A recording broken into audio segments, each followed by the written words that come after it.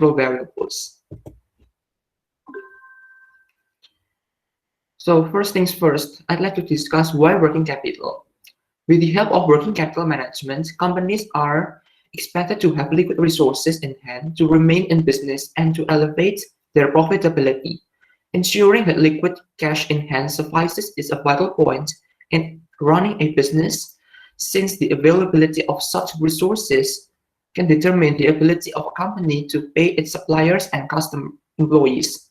If a company cannot fulfill the requirements of holding enough cold cash, the company is likely to go into liquidation in no time. That being said, firms cannot convert their investment to cash just because they would like to have a stupendous amount of positive cash flows within their financial statements to satisfy the short-term obligations. Hence, each business entity should have a balanced amount of working capital to make sure that they have enough resources to pay their short-term debts and to be invested in working capital other than the cash for the sake of generating revenues. Moving on to the successful working capital management. When having an in-depth discussion of working capital management, one of the business sectors that is primarily affected by the working capital financing and investing policy is the retail trade sector. In running its daily operations, a retail business requires an adequate level of inventory at its warehouse in order to supply products to its customers in a timely and effective manner. In addition, the business also necessitates upfront investments to set up its company establishments and acquire fixed assets that are chiefly funded by cash. In other words, its management has to be able to tackle the issue of maintaining optimum cash in hand by making effective working capital decisions. The success of maintaining cash at equilibrium can be achieved in two ways: speeding up the receivable collection from its customers and postponing the account settlement to its suppliers. Having said that, retailers are supposed to take into account the drawbacks and the businesses might incur. For instance, hiring an external debt agency to collect receivables and putting off debt payments contract might damage the company's reputations. And the next slide is about the Indonesia, Malaysia, Singapore growth triangle as my sampling location. In today's economic environments where disruptive technology infiltrates retail businesses, some countries in ASEAN have already experienced massive growth for the last 5 years, 3 of them being Indonesia, Malaysia, and Singapore. And as you can see in the slide, the figures reveal that the economy of those 3 countries thrive at a favorable rate, meaning that a huge portion of disposable income is used to purchase high-end products from retailers. Also, the massive use of the internet across different countries has unlocked many doors to engage in online businesses where a buyer and a seller can have virtual communication without meeting each other face-to-face. And the next reason why I chose Indonesia, Malaysia, and Singapore, based on the numerical facts laid out, it infers that those retail giants would like to ameliorate operational efficiency, which in turn to give rise to shareholder wealth consisting of share gains and dividends. Maximizing stockholder wealth is supposed to be the top priority for management, as their policies in developing corporate strategy will eventually influence the shareholders' choices to either stay in business or withdraw their funds out of the companies. And next, I'd like to discuss chapter 2, which is about the literary review of my research paper. First of all, I'd like to discuss the agency theory. With regard to this theory, principals have to incur agency theory costs that arise due to the fact that principals and agents have conflicts of interest on a daily basis. While the management pursues to earn high salaries and bonuses in exchange for their contributions to a company, shareholders have full intentions to gain increased stock prices and dividends annually. Moving on to the signaling theory, in essence, this refers to how the market reacts to a company announcement of some changes in dividend or share price that signals the future prospects of a company. An increase in stock price and dividend can lead to the future growth of a company as investors are keen to invest more, while a decline in stock price indicates that the company undergoes slow growth and it's not about to burgeon anytime soon. Next, we'd like to discuss the research variables that I use in this research paper, which consists of independent, dependent, and control variables.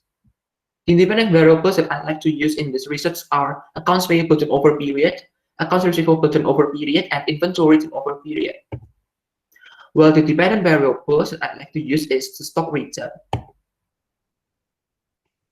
As the variables that remain constant throughout the research, I like to use the firm size and the current ratio, which is described in the slide. And the last topic that I like to discuss in chapter 2 is research hypothesis. 1 minute to go. So the first hypothesis is AR turnover period is an impact on the stock return. Proper management of account receivable turnover period can satisfy customers, and then satisfied customers can enhance corporate performance. And when corporate performance is improved, the company will generate higher stock returns. The second hypothesis is inventory turnover period has an impact on the stock return. It is essential to get to know the time differences between receiving inventory and supplying to customers in order to improve the corporate performance, which improve the higher stock returns as well. Well, the third hypothesis is AP turnover period has an impact on the stock return. Some management of AP days can enhance corporate performance that will also enhance stock returns performance. And the next chapter is research methodology. Here's the regression equation that I use in my research. Type and sources of data. I will retrieve all the data from Bloomberg. Instruments for gathering data from literature reviews and Bloomberg. And population and unit analysis. 41. The total population is 41, 39, and 45 listed companies in Indonesia, Malaysia, and Singapore from financial years 2017 to 2019. And as for the sampling technique, here are the criteria used for purposive sampling implemented in this research. And the data analysis techniques that I like to use are as follows. And that's it from my presentation. Thank you. Okay, thank you, Immanuel. Dr. G, you may Thank you, start. Immanuel. Well done for your presentations, well structured. Now, just Thank you, sir. explain a little bit more. How do you test the model? You know that you got control variable, you got dependent, you got independent. How do you test the model? Don't look at anything, you just look at me. Okay. So, what are I you? just want to test your memory. How do you test the model? You know the third last bit, the data analysis techniques. How do you Yeah. test the model after you conduct classical assumption testing? Test the model, what types of model, and how the research question is, how do you test the model?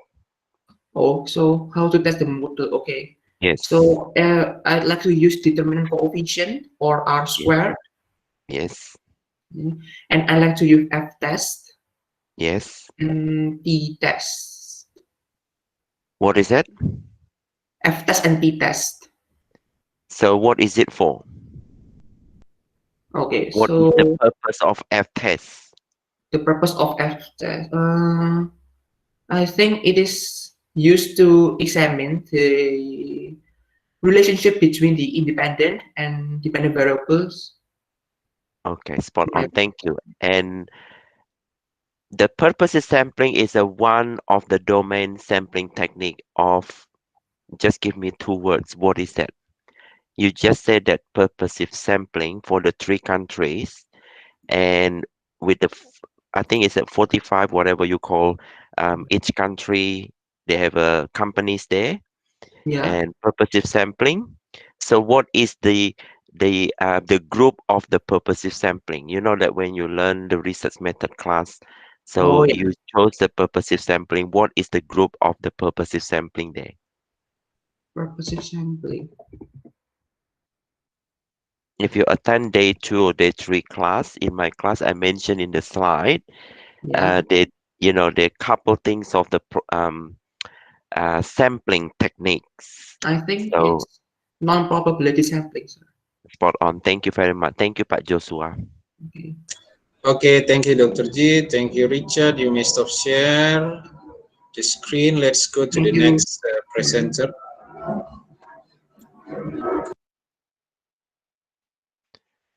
Okay, so just double check before the next student, if you don't mind, when I just ask you memory question, because this is the ujian akhir semester, what you call final exam. I really need to test you your memory test rather than you just look at the book or your chapters. So your eye need to look at me, okay?